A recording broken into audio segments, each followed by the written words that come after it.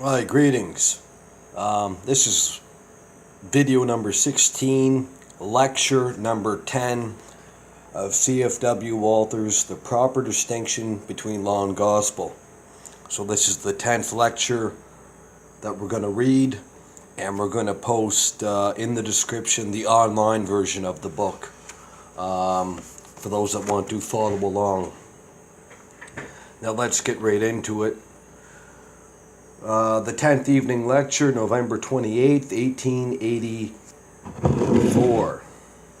The most important resolution a person can make by the almighty grace of God is to become a true Christian. Yet this resolution cannot make him truly happy and save his soul if he is not in full earnest when forming this resolution. Many thousands have resolved to quit the world, body and soul, and to choose the narrow path of the children of God. They did this after they have quaffed the cup of the world's joys to the dregs.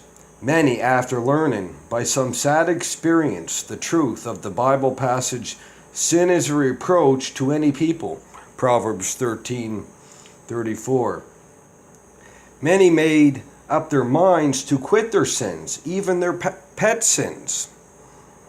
Many thousands have been tormented with uncertainty day and night as to whether they were in a state of grace, whether they were accepted accepted by God as His dear children, and whether their sins were forgiven.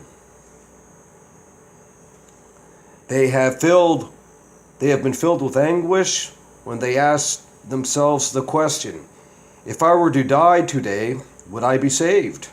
In this state of mind, they have been resolved to seek the grace of God and the forgiveness of their sins. What has been the outcome?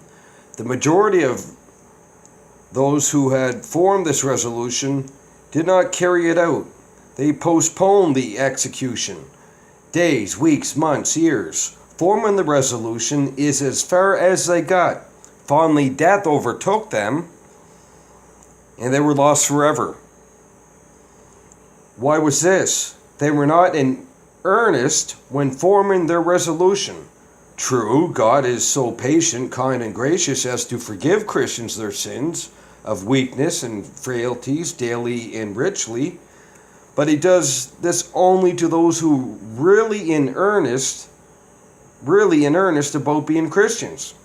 When this earnestness is lacking, a person is not a true Christian.